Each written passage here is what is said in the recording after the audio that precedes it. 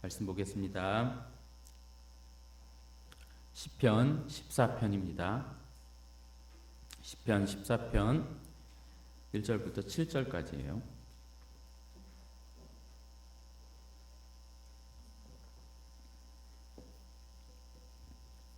찾으신 줄 알고 한 목소리로 읽겠습니다. 시작. 어리석은 자는 그의 마음에 이르기를 하나님이 없다 하는도다. 그들은 부패하고 그 행실이 가증하니 선을 행하는 자가 없도다. 여호와께서 하늘에서 인생을 굽어 살피사 지각이 있어 하나님을 찾는 자가 있는가 보려 하신즉 다 치우쳐 함께 더러운 자가 되고 선을 행하는 자가 없으니 하나도 없도다.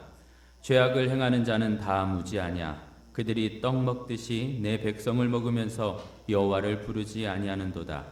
그러나 거기서 그들은 두려워하고 두려워하였으니 하나님이 의인의 세대에 계심이로다. 너희는 가난한 자의 계획을 부끄럽게 하나 오직 여호와는 그의 피난처가 되시도다. 이스라엘의 구원이 시온에서 나오기를 원하도다. 여호와께서 그의 백성을 포로된 곳에서 돌이키실 때에 야곱이 즐거워하고 이스라엘이 기뻐하리로다. 아멘. 네. 지난 시편 13편에서 다윗은 어느 때까지니까 라는 절규 섞인 말을 무려 4번이나 쏟아내면서 하나님을 찾아뜨렸습니다. 하나님이 안 보인다는 것이죠. 하나님이 나를 잊으신 것이 아닌가, 하나님이 숨어 계신 것이 아닌가 하며 하나님을 하염없이 찾았습니다. 그런데 사실 하나님께서 이 다윗에게 숨거나 또 다윗을 잊은 것이라기보다는 거기에 이제 무게가 쏠린다기보다는 다윗이 하나님을 잘 못 보고 있다는 것에, 나아가 좀 더 명확하고 확실하게 보고 싶다는 것에 이렇게 무게가 쏠린다 하겠습니다. 안 보이는 것이 아니라 더 보고 싶은 것이라는 말이죠. 다시 말씀드려서 정말 하나님이 안 보인다면, 정말 하나님이 못 보는 사람이라면 이렇게 다윗처럼 기도하지 못합니다. 이렇게 기도할 수는 없는 법이에요. 보이지 않는데 어떻게 기도하겠습니까? 다윗은 하나님이 보입니다. 하나님을 알아요. 그러나 지금 다윗의 상황이 너무 힘들고 당면한 문제가 너무 크기에, 그래서 그 문제 때문에 하나님이 좀 가려진 것 같은 거예요. 그래서 더 힘써 하나님을 부르짖는 것입니다. 무슨 말일까요?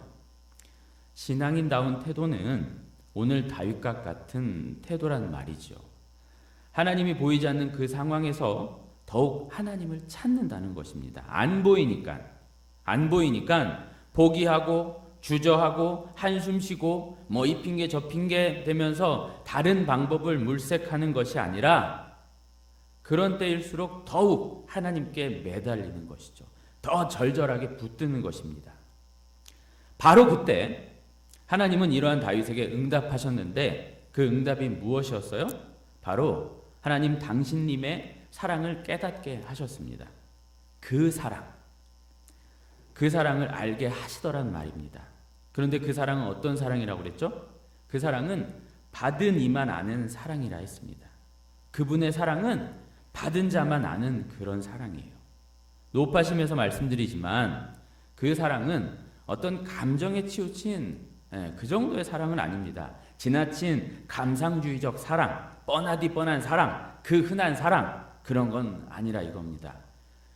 그 사랑, 그분의 사랑이란 그분 앞에 내가 발가 벗은 채로 서서 내가 정말 그분에게 아무것도 아니고 당장이라도 나는 그 지옥에 보내져야 맞고 그렇게 던져져도 아무 할 말 없는 참으로 비참한 죄인임을 아는데, 지옥의 불쏘시개라도 아까운 자인 줄 아는데, 그렇게 절망이고 그렇게 처참한 존재인데 바로 거기서 용서해버리신, 그것도 귀한 아드님을 내 대신 죽음에 던져 넣어 용서해버리신 바로 그 사랑이라 이겁니다.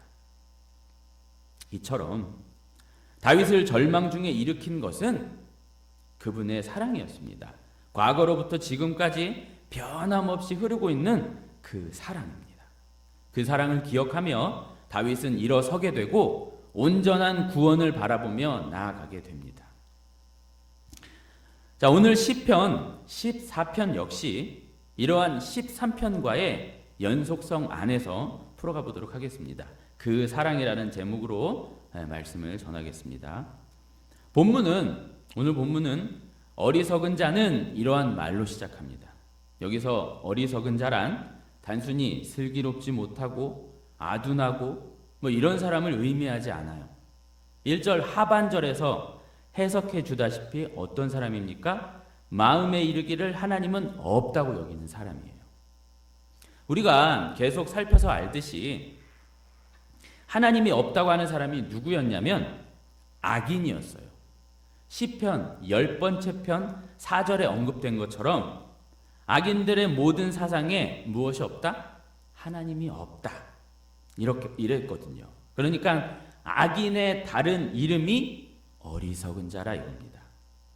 성경은 성경으로 풀어야 된다고 했죠. 일반적으로 생각하는 그 어리석은 자가 아닙니다. 칼빈 선생님은 이렇게 주석했더라고요. 본문의 어리석은 사람이 사악하고 추악하고 비열한 사람이라는 뜻도 내포하고 있지만 하나님에 대한 모든 두려움을 내팽개쳐버린 사람이라는 뜻이 더욱 강하다. 그러면서 하나님에 대한 망각보다 더 야만적인 우매함도 없는 것이다. 이렇게 마무리를 지었어요. 그러니까 피조물로서의 위치를 망각하고 하나님 앞에서 교만방자하게 행동하는 것이 어리석은 자예요.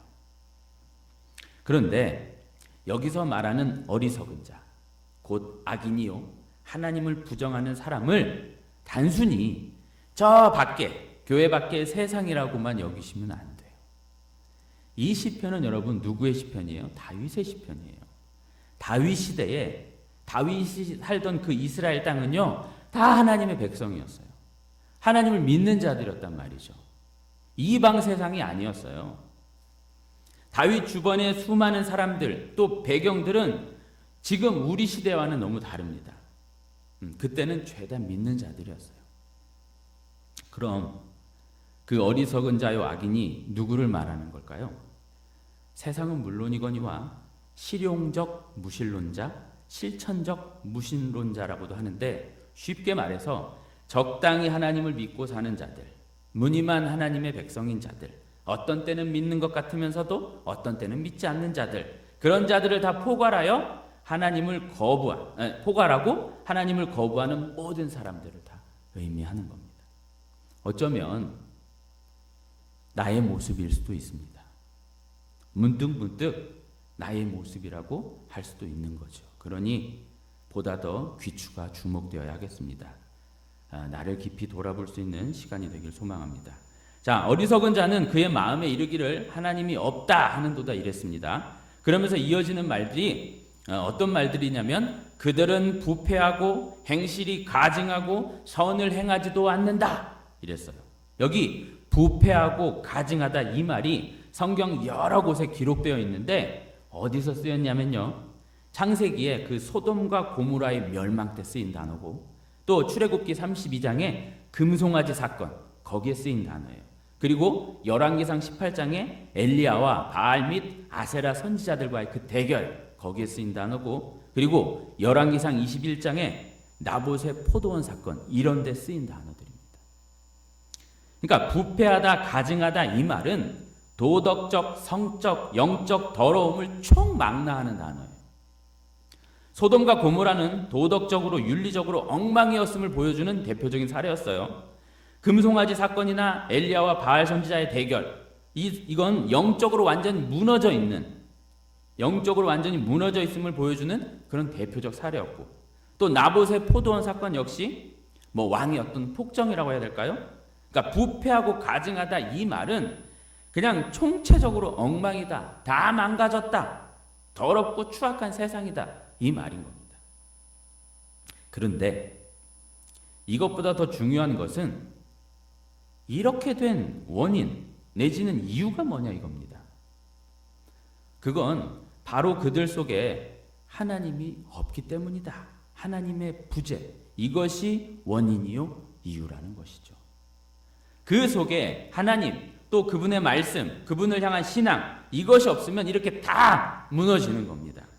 영적으로 무너지고 도덕적, 윤리적으로 무너지고 전 사회적으로 다 무너지는 것입니다. 그러니까 신앙이 무너지면, 하나님이 없으면 윤리는 바닥을 치는 거예요. 신앙과 윤리는 같이 가기 때문이니까요. 여러분, 윤리, 도덕이 무엇입니까? 사람의 사람다움이 윤리요, 도덕이에요.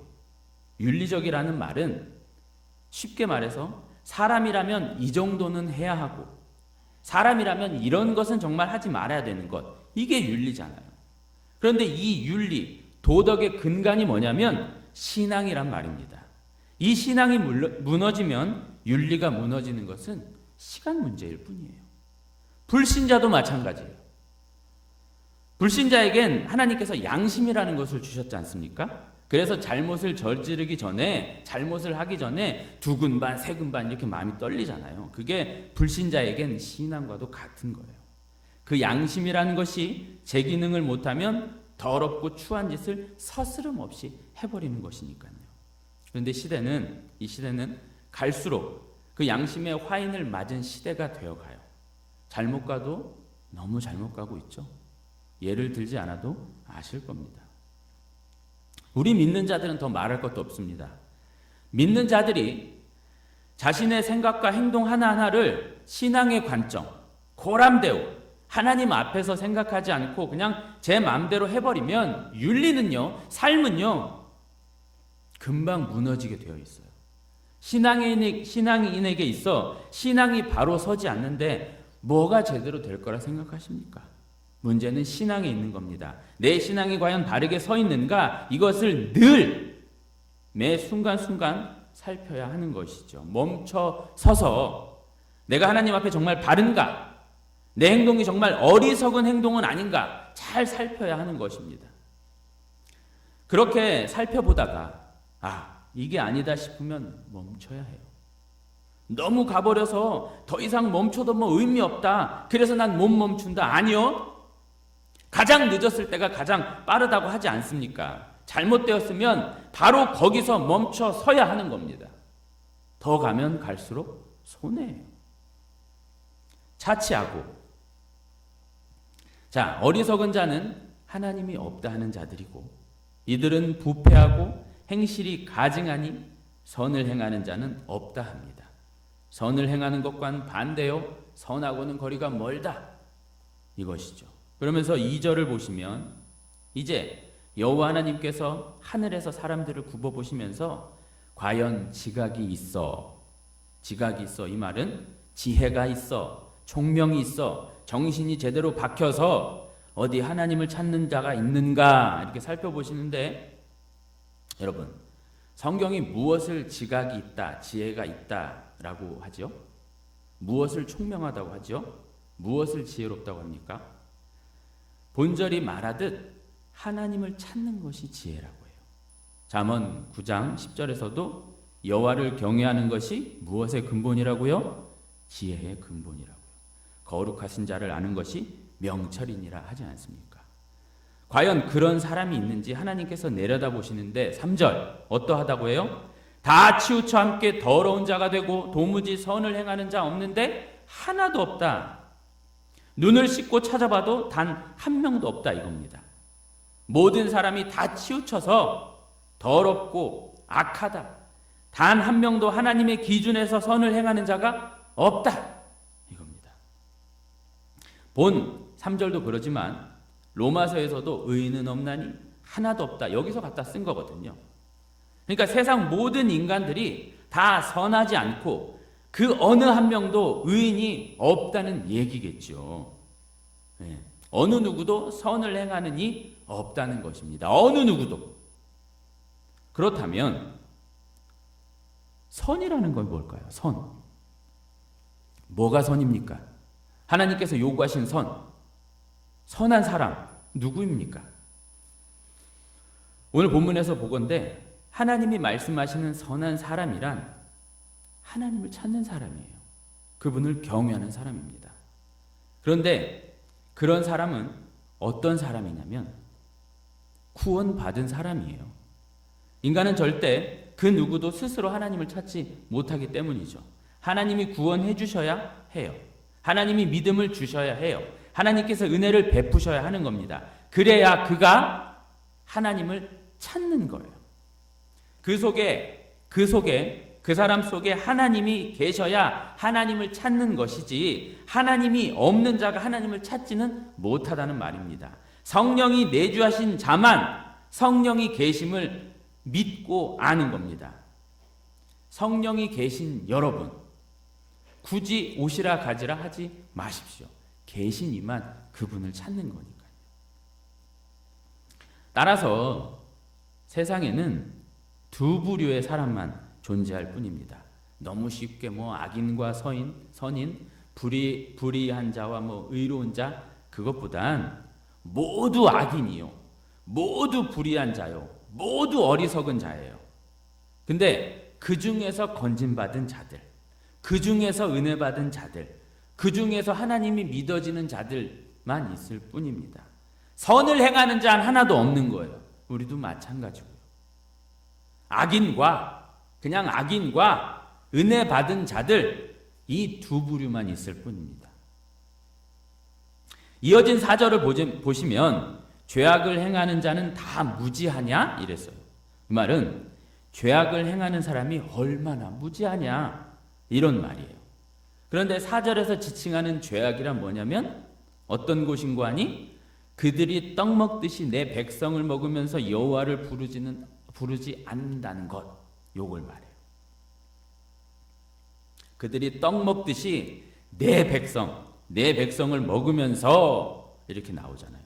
여기서 내 백성이라는 건 하나님의 백성이겠죠. 보다 구체적으로 말씀드리면 앞선 시편에서도 계속 언급되었던 하나님밖에 모르는 자들이요, 어떤 상황과 환경 속에서도 하나님을 의지하는 자들이요, 세상적으로는 가난하지만 하나님으로는 부자인 자들, 그들을 말하는 거예요. 그 백성. 그런데 바로 그들을 아주 그냥 밥 먹듯이 억압하고 그들의 피를 마르게 하면서도 하나님의 눈치는 조금도 보지 않는 것, 이들은 그런 짓을 저지르면서도 하나님을 조금도 의식하지 않는다는 거예요. 여러분, 하나님의 백성을 건드린다는 것은 결국 누구에게 반기를 드는 것입니까? 하나님께 반기를 드는 것 아니겠습니까? 그 하나님께 반기를 들고 있으면서도 하나님의 진노를 조금도 의식하지 못한다는 얘기예요. 이 얼마나 무지한 노릇입니까? 이 얘기를 하고 있는 거예요. 다윗의 시각에서 볼 때 어리석은 자들이 너무 많다 이겁니다. 입으로는 하나님을 줄줄이 말하고 있지만 하나님 없이 사는 그 악한 자들이 너무 많다는 거예요. 여호와 하나님께서도 분명 세상에는 악한 자들 뿐이고 하나님을 찾는 그런 사람이 없다고 누누이 말씀하셨는데 그분 말씀이 진짜 맞네, 이러고 있는 거예요. 정말 그 악한 이들이, 죄악을 일삼는 이들이, 하나님 없이 제잘났다고 날뛰는 이들이 얼마나 무지한지, 하나님의 백성을 괴롭히면서도 하나님의 눈치를 조금도 보지 못하는 이들이 얼마나 무지한지 모르겠더란 말입니다. 이 얼마나 개탄스러운 일이냐, 이러고 있어요. 이제 반전이 일어나는데 5절입니다. 그러나 거기서 그들 누구예요? 악인들은 두려워하고 두려워했으니, 두렵다는 말을 2번이나 썼어요. 강조죠. 정말 두렵다는 건데, 왜냐하면 하나님이 어디에 계세요? 의인의 세대에 계시기 때문이다 그래요. 의인의 세대란 하나님께서 의인들과 함께 하신다는 그런 얘기입니다. 하나님이 고통받고 있는 당신의 백성들과 함께 하신다는 말씀이죠. 우리가 잘 알고 있는 대로 사울아 사울아 네가 어찌하여 나를 핍박하느냐, 누구한테 한 말씀이죠? 예수님이 계명하기 전에 바울에게 한 말이죠. 여러분, 그러니까 바울이 예수님을 핍박했습니까? 아니죠. 예수님 믿는 자들을 핍박했어요. 그런데 예수님은 그것이 자신을 핍박한 것이라고 말하고 있어요. 이 말이 그 말입니다. 하나님의 백성을 괴롭히는 것은 하나님을 괴롭히는 것과 마찬가지예요. 왜냐하면 하나님은 당신의 백성과 함께 하시니까요. 그런데 궁금한 것이 있었어요.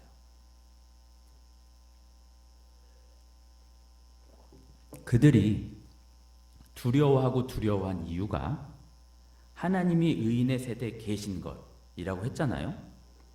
그럼 대체 뭘 보았길래, 어떻게 계신 걸 보았길래 그렇게 두려워한 것일까? 하나님이 자신의 백성들과 어떤 모습으로 함께 하셨기에 그들이 이처럼 두려워했을까요? 사도 바울에게 했듯이 그들에게도 이놈들아 이러셨을까요? 대체 그 모습이 어떠했길래 두려워했을까요? 힌트는 가까운 6절에 있는데 같이 읽어보겠습니다. 6절입니다. 시작. 너희가 가난한 자의 계획을 부끄럽게 하나 오직 여호와는 그의 피난처가 되시도다. 악인들이 가난한 자들, 어떤 자들이에요? 하나님밖에 모르는 그 가난한 자들을 늘 좌절시키고 힘들게 하고 무시하고 어렵게 하지만 오직 그들은, 그 가난한 자들은 하나님만 피난처로 삼더란 말이죠. 눈치채셨어요? 그러니까 그 가난한 자들이 어떤 상황과 환경과 핍박과 박해 속에서도 이 가난한 자들이 하나님만 온전히 붙들고 있더란 말입니다. 악한 자들, 하나님이 없다고 하는 그 어리석은 자들이 이 괴롭히면서 아이고 이만하면 하나님을 떠나겠지? 응? 이만하면 포기하고 주저앉고 항복하겠지? 응? 이럴 만한데 그러지 않더란 말이에요. 여전하게 그 가난한 자들은 하나님과 동행하고 하나님을 대면하는 자처럼 그렇게 하나님만 붙들고 있더란 말입니다. 여전하게 하나님만을 피난처로 삼으며 살더란 말입니다. 눈에 보이지 않는 그분을 참으로 보는 것처럼 살더란 말이에요. 그 모습이 그 악인들에겐 두려움으로 다가온다는 것이에요. 네, 이것이 신앙인의 무서움이며 신앙인의 파워입니다. 괴롭히는 자들이 진짜 놀라는 것이죠. 여러분, 초대교회 순교사, 순교 이야기 많이들 아시죠? 초대교회 그 로마의 서슬퍼런 박해 현장 가운데 이제 사자의 밥으로 그리스도인들이 어디에 던져져요? 그 경기장, 원형 경기장인가요? 거기에 던져져요. 큰 경기장 안에 그리스도인들을 세워놓고 뭘 합니까? 사자우리의 문을 열어요. 네, 여러분, 그럼 사자들이 그 그리스도인들에게 그냥 달려갈 것 같으시죠? 아니래요. 아닙니다. 맹수라 할지라도 사람에게 그냥 막 달려들지는 않는다고 합니다. 맹수에게 위협을 가하지 않는 이상 짐승은 사람을 함부로 공격하지 못한대요. 어떤 본능이라고 할까요? 그렇게 어떻게 하냐면 사자를 일단 굶겨요. 쫄쫄 굶긴대요. 쫄쫄 굶기고, 웃으면 안 되는데 쫄쫄 굶기고, 그뿐 아니라 잡혀 먹힐 자들에게 뭐를 발라요? 짐승의 피를 발라요. 돼지 피 같은 거. 피를 발라요. 그럼 그 피비린내를 맡은 이 굶주린 사자들이 문을 열자마자 사정없이 달려든대요. 그런데 이보다 더 충격적인 얘기는 뭔지 아십니까? 그때 그 초대교회 그리스도인들이 어떻게 했냐? 절대 그 누구도 원망하지 않았답니다. 당연하게 여겼답니다.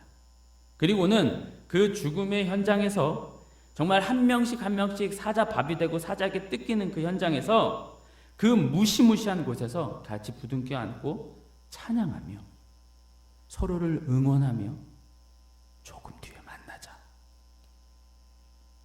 그랬답니다. 근데 이러한 모습이, 이렇게 믿기 힘든 모습이 나중에는 그 로마 시민들을 변화시켰다고 해요. 로마 시민들이 보기에 아무리 봐도 그 그리스도인들은 뭐가 다르더란 말이죠. 다른 이들은 죽을 때 별짓을 다 하는데 이들은 끝까지 자신들의 신앙을 변절하거나 욕하지 않더란 말이에요. 그들의 이런 신앙의 진지함을 안 로마인들은 급기야 그리스도인들을 모함하여 박해하는 네로 황제와 그 세력들에게 등을 돌렸대요. 그리스도인들 다 풀어줘라. 나도 한번 믿어보자. 이렇게 바뀌었다는 겁니다. 바로 그런 모습이라 하겠습니다. 이에는 이로 반응하지 않았다는 것이죠. 원수 갚는 것이 누구에게 있다고요? 여호와께, 하나님께 있으니 그 하나님께 맡겼다는 것입니다. 끝까지 신앙인의 자세를 믿는 자의 모습을 유지했다는 것이죠. 그게 신앙인의 저력이요 무서움입니다. 그러니 두려워한 것입니다. 대체 저들이 뭔가, 대체 저들이 어떻게 버티는가, 하나님이 함께 하시는 것이 아니고 무엇이겠는가, 하나님이 저들을 붙들고 있는 것이구나, 이러면서 악인들이 두려워했다는 거예요. 여러분, 죄의 세력이, 이 죄가 사람들을 붙잡고 이간질시키고 어렵게 하는 그 상황 속에서 신자는 신자답게 하나님께만 숨고 하나님께 피하였더니 그들이 그 모습을 두려워하더란 말입니다. 많은 말을 뒤로 한 채요, 우리 신앙인들은 다른 것 없습니다. 각오하고 말씀 붙들고 죄는 미워하되 사람은 미워하지 않으면서 끝까지 하나님께 심판권을 넘겨드리면서 우린 그저 우리의 자리를 지키면 되는 것입니다. 그것이 왕왕, 그렇게 자리만 지키는 것이 왕왕 나를 비참하게 만들고 나를 손해보게 만들고 나를 모함하고 나를 죽여도 버텨내면서 하나님께 심판권을 넘겨드리는 거예요. 이것은 제 얘기가 아닙니다. 제가 지어낸 말이 아니에요. 오늘 성경이, 하나님의 말씀이 말하는 바입니다.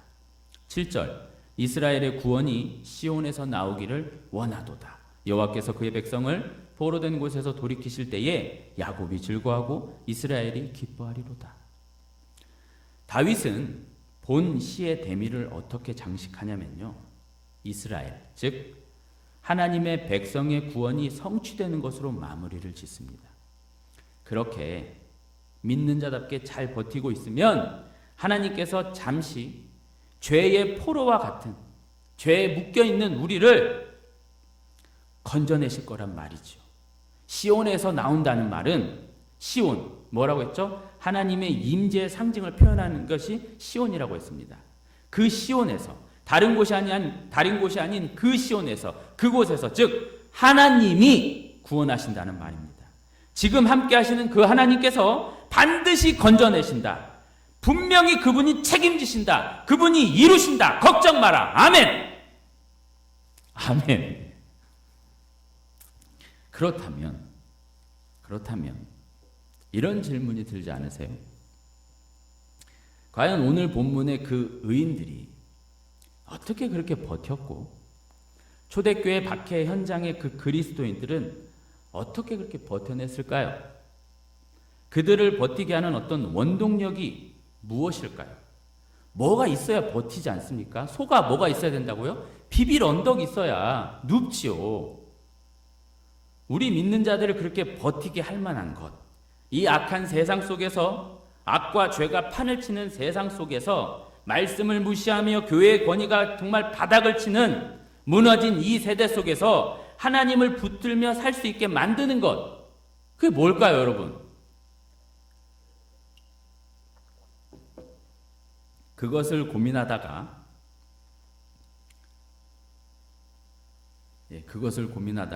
별 기대 없이 보게 된 영화 속에서 답을 찾았습니다.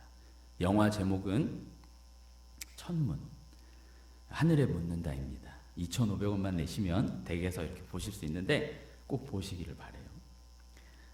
때는 세종대왕 제위 시절에 그 세종과 장영실의 이야기를 살짝 각색해 놓은 거예요.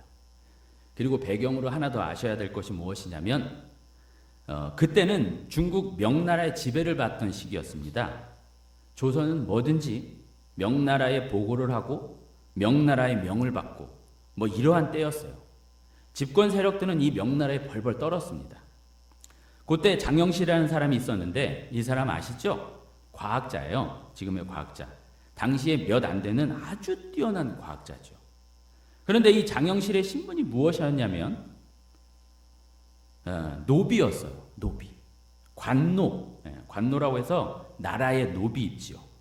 관노인 장영실은 조선의 사신들과 함께 중국을 따라다니고 그곳에서 이런저런 문물과 학문을 배우게 됩니다. 어느 날 여차저차해서 이 장영실이 세종의 눈에 들어오게 되는데, 그 장영실의 재능을 세종이 알아본 겁니다. 세종은 이 장영실에게 이것저것 맡기게 되는데요. 맡기는 것마다 척척 만들어내요. 척척 만들어내요. 그렇게 연이 되어 세종과 일개 노비인 장영실이 가까워지더니 어느 날인가요? 이 천한 노비인 장영실을 궁으로 불러요. 궁으로 부르고 아주 파격적으로 넘겨주세요. 아주 파격적으로 종 5품의 신분으로 바꿔버립니다. 엄청난 벼슬을 주죠. 잘 아시다시피 계급제가 확실했던 당시에 한번 주어진 신분을 바꾼다는 것은 그야말로 하늘의 별 따기였던 그 시대에 이 신분 세탁은요, 그야말로 어마무시한 일이었어요. 로또에 뭐 당첨될까 말까 그런 어마무시한 일이었죠. 당시의 노비는 그저 물건이었습니다. 사람 취급하지 않았어요. 사람 같지도 않는 그를 일약 종 5품의 벼슬을 줘버린 것이죠. 정말 깜짝 놀라 뒤로 자빠질 일입니다. 그런데 이 일 때문에 조정은 난리가 났고 이로 인해서 왕인 세종이 이런저런 어려움을 겪게 되지만 그럼에도 불구하고 이 세종은 장영실의 바뀐 신분을 취소하지 않고 지켜줍니다. 이런 왕에 대해 장영실은 어떤 마음이 들었을까요? 말할 필요도 없이 감개무량해합니다. 영화에서 이 장영실로 열연한 배우가 최민식 씨인데요. 아주 그냥 몸둘 바를 몰라하며 좋아하던 모습이 잊혀지지가 않아요. 여튼 이런 장영실은 세종에게 너무 고마워하고 그저 세종만 생각하게 됩니다. 자, 이런 흐름 속에서 이제 장영실은 열심히 세종의 뜻을 받들어 물시계인 자경루를 만들게 되는데요. 당시 조선시대에 시계가 변변찮았어요. 거의 없다시피 했어요. 나라에 시계가 하나 있었는데 중국에서 들여온 해시계가 전부였습니다. 이거 아닌데 해시계가 전부였습니다. 그런데 이 해시계는 아시다시피 언제만 사용할 수 있어요? 해가 뜰 때만 사용할 수 있어요. 비가 오거나 밤이 되면 무용지물입니다. 그러니까 비가 오거나 밤이 되면 사람이 시간이 없이 살아가는 거예요. 그런데 그 와중에 물시계가 생겼으니 얼마나 대단한 일입니까? 이제 날씨에 구애를 받지 않고 낮이건 밤이건 얼마든지 이제 시간을 알 수 있었던 거예요. 아주 획기적인 일이었어요. 그렇게 멋지게 한 건 제대로 해낸 장영실은 왕 세종이 천문학에 지대한 관심이 있음을 알게 됩니다. 당시의 천문학은 굉장히 중요한 것이었어요. 왜냐하면 그 천문학을 통해, 즉 밤하늘의 별자리를 통해 절기를 파악했었거든요. 그러니까 별을 보며 어느 때는 모내기를 해야 될 때고 어느 때는 뭐를 파종할 때고 어느 때는 어쩌고 저쩌고 이렇게 이 모든 것을 천문학, 별자리를 보고 이렇게 정해 놓은 겁니다. 그런데 그 천문학이 어디 거였냐면 중국 거였어요. 중국의 천문학, 중국에 맞춰진 절기대로 우리나라도 막 농사를 짓고 했었어요. 당연히 문제가 있겠죠. 왜냐하면 중국하고 우리하고는 거리가 꽤 되니까요. 그들의 절기와 조선의 절기가 맞지 않아요. 그래서 당시 조선의 백성들이 농사 짓는데 뭐 이런 걸 저런 걸 하는데 너무 어려움이 컸다고 합니다.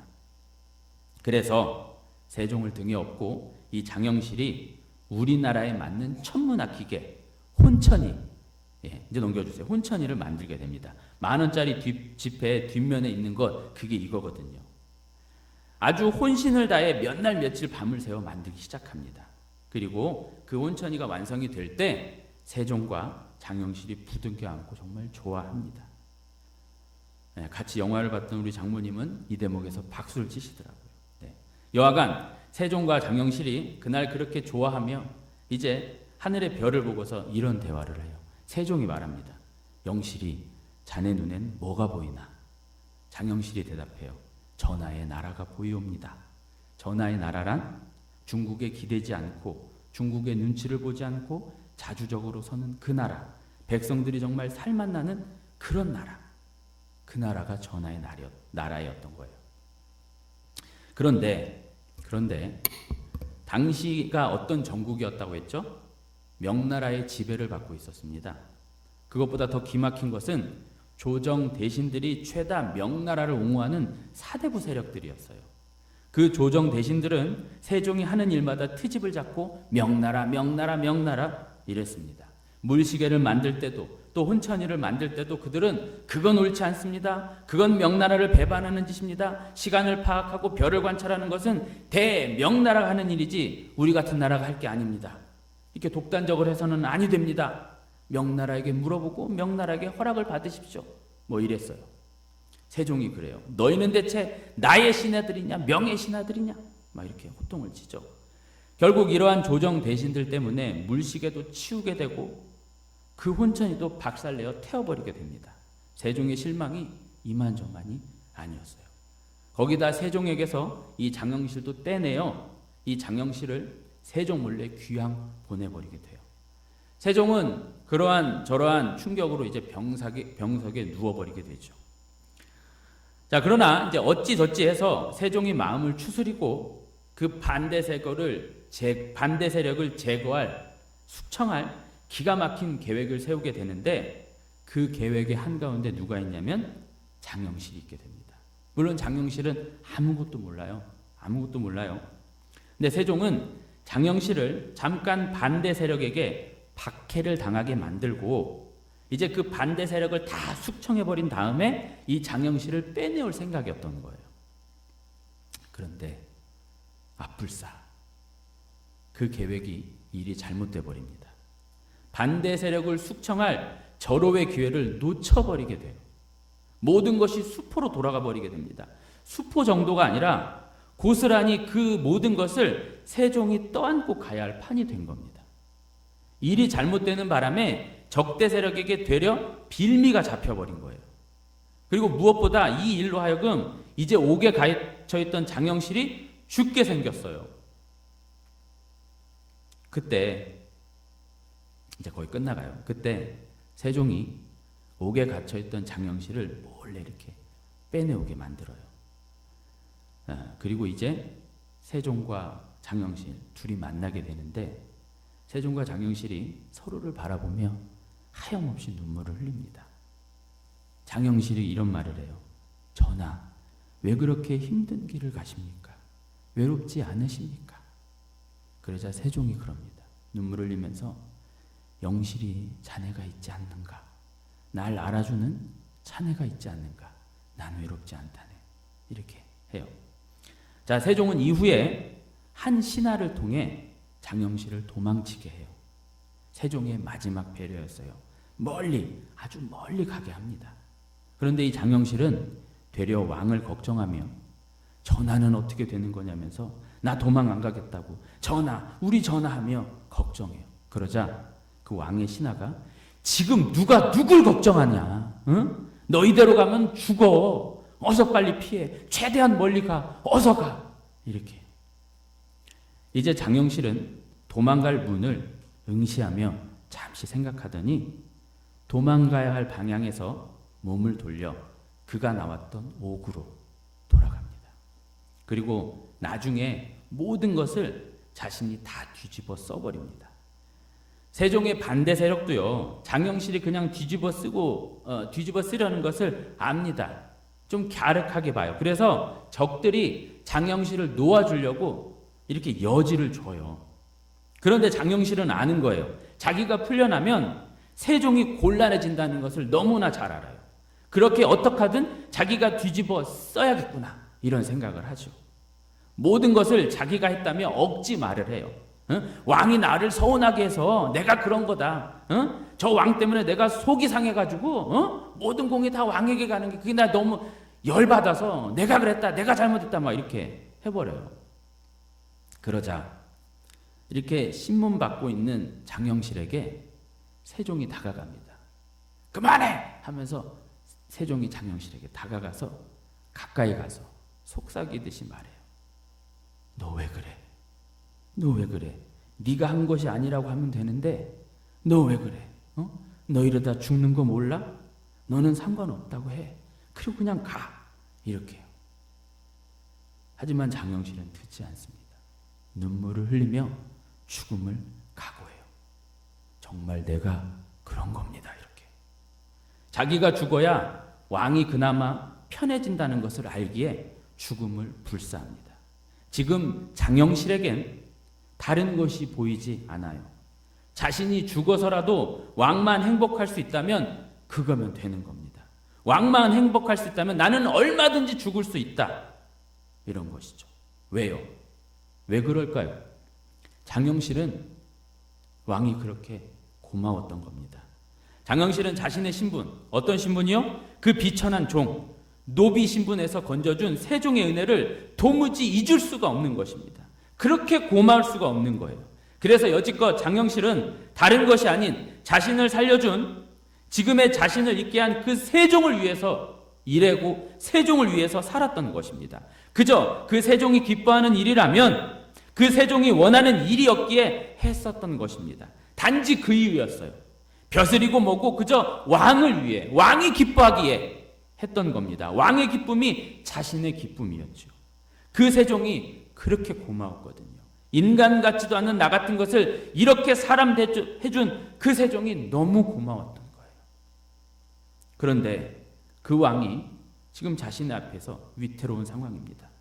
장영실의 눈에 뭐만 보여요? 왕밖에 안 보입니다. 장영실에게 있어 왕은 모든 것이었어요. 자신의 모든 것을 내주어도 아깝지 않은 그런 분이었어요. 그래서 그 왕을 위해 죽음을 선택합니다. 그 왕에 대한 은혜, 그 왕이 자신에게 베푼 사랑, 그 사랑, 바로 그 사랑 때문입니다.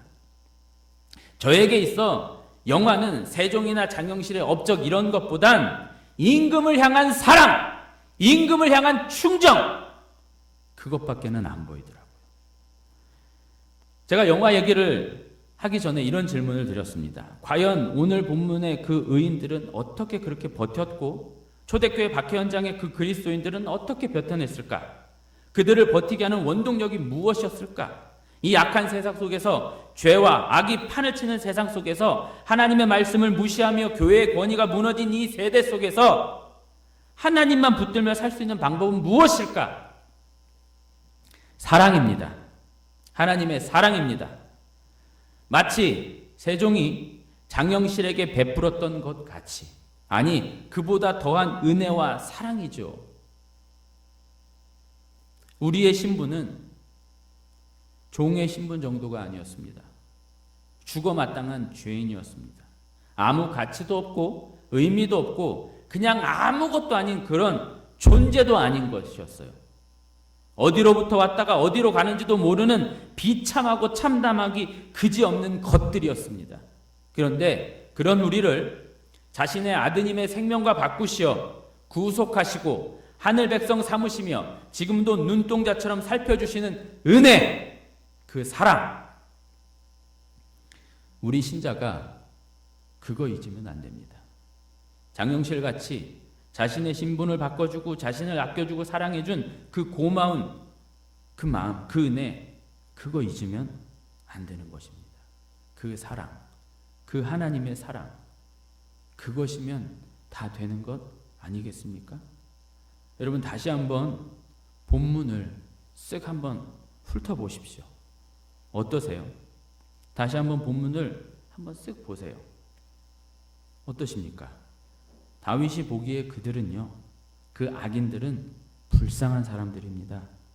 하나님 없이 경거망동하며 하나님의 심판을 쌓아놓는 그들은 너무 가엾기 짝이 없는 불쌍한 사람들입니다. 너무 애처롭게 보이기까지 합니다. 그러나 5절 이하의 그들, 그 하나님의 백성들은 지금 당하고 있는 것처럼 보이지만 오히려 당당하고 괜찮아 보입니다. 든든해 보입니다. 왜냐하면 그들에겐 하나님의 사랑이 여전히 있기 때문이죠. 여러분, 그 사랑이면 됩니다.